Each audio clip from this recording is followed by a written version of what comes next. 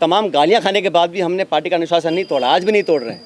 हम चाहते हैं कि हम पब्लिक की बात को उठाते रहें, सच्चाई के लिए लड़ते रहें, युवाओं की बातों को रखें। कुछ लोग ऐसे हैं जो चाहते हैं कि कांग्रेस कमज़ोर हो, कांग्रेस में फूट पड़े, और जैसे मैंने कहा बदनाम करने की, आरोप लगाने की, आलोचना करने की, चरित्र हनन करने की कहीं कोशिश अगर हो रही है तो उसको हम नाकाम करेंगे। मुझे बहुत कुछ कहा गया, कोरोना, गद्दार, निकम्मा आदि, और जो ये आरोप परसों लगाए गए, ये 2.5 साल से मैं आरोप सुन रहा था।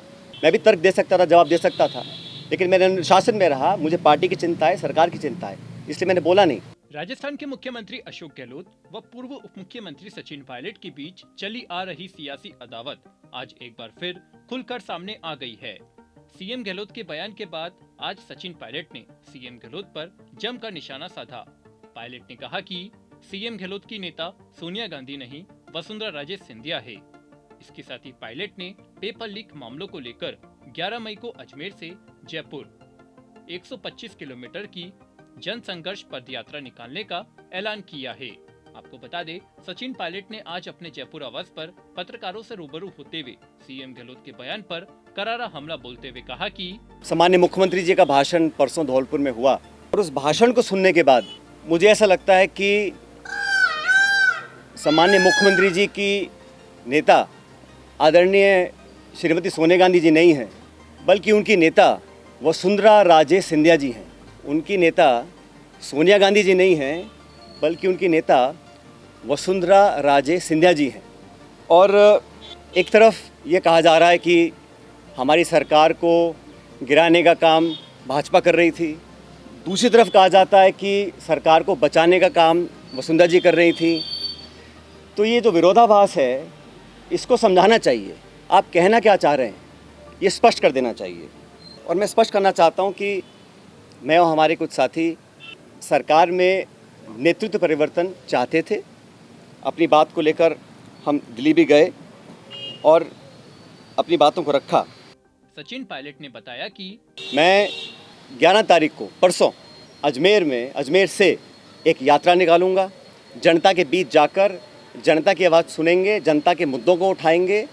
और जैसा मैंने शुरू में कहा, जनता जनार्दन है, तो जनता के बीच जाना हम सबका दायित्व बनता है। और जो करप्शन के इश्यूज़ हैं, जो नौजवानों के इश्यूज़ हैं, जो पेपर लीक और पेपर कैंसिल के और नौजवानों के हितों से जुड़े मुद्दे हैं, उनको उठाकर मैं एक जन संघर्ष यात्रा निकालने जा रहा हूं, जो 11 तारीख को शुरू होगी अजमेर से, और जयपुर की तरफ हम लोग आएंगे। लगभग 125 किलोमीटर की यात्रा है। जन संघर्ष यात्रा लोगों के हितों के लिए, करप्शन के खिलाफ, नौजवानों के संरक्षण के लिए। उनकी आवाज़ को हम सुनेंगे, उनकी आवाज़ को बुलंद करेंगे। और मैं समझता हूं कि सही निर्णय तब लिए जाएंगे जब जनता का पूरा हमारा साथ होगा, जनता का पूरा प्रेशर होगा। सचिन पायलट ने अपने बयान में कहा है कि और 3 साल से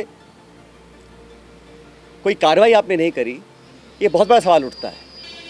साथियों, हम दिल्ली में गए, अपनी बात को रखा, और उसके बाद सारे तथ्यों को संज्ञान में लेने के बाद हमारी अध्यक्षा सोनिया गांधी जी ने 25 सितंबर को सम्मानीय माखन साहब और सम्मानीय खड़गे जी को जयपुर भेजा था। आप सब जानते हैं, वो विधायकों की मीटिंग हो ही नहीं पाई।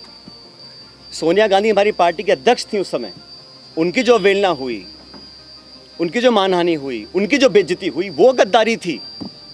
इतने सारे विधायक, 20, 30, 40, पता नहीं कितने विधायकों को उनकी इच्छा के खिलाफ इस्तीफा दिलवाया गया, अपनी सरकार को संकट में खड़ा करा गया।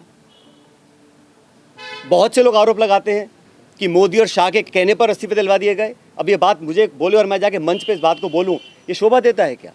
आगे पायलट ने बड़ा बयान देते हुए कहा कि मुझे बहुत कुछ कहा गया, कोरोना, गद्दार, निकम्मा आदि, और जो ये आरोप परसों लगाए गए, ये 2.5 साल से मैं आरोप सुन रहा था। लेकिन हम अपनी पार्टी को और सरकार की छवि को नुकसान नहीं पहुंचाना चाहते थे। इसीलिए मुझे लगा कि जो प्रकार का भाषण दिया गया, मैंने पहली बार देखा कि अपनी सरकार को, अपने ही विधायकों को, अपने नेताओं को बेइज्जत और बदनाम करने का काम हो रहा है। कांग्रेस के विधायकों को तो बदनाम करने का काम हो रहा है और भाजपा के नेताओं का गुणगान हो रहा है। ये समझ से परे है। पॉलिटॉक्स ब्यूरो, जयपुर। ये है टॉक्स न्यूज नेटवर्क और आप देख रहे हैं पॉलिटॉक्स, राजनीति का कच्चा चिट्ठा।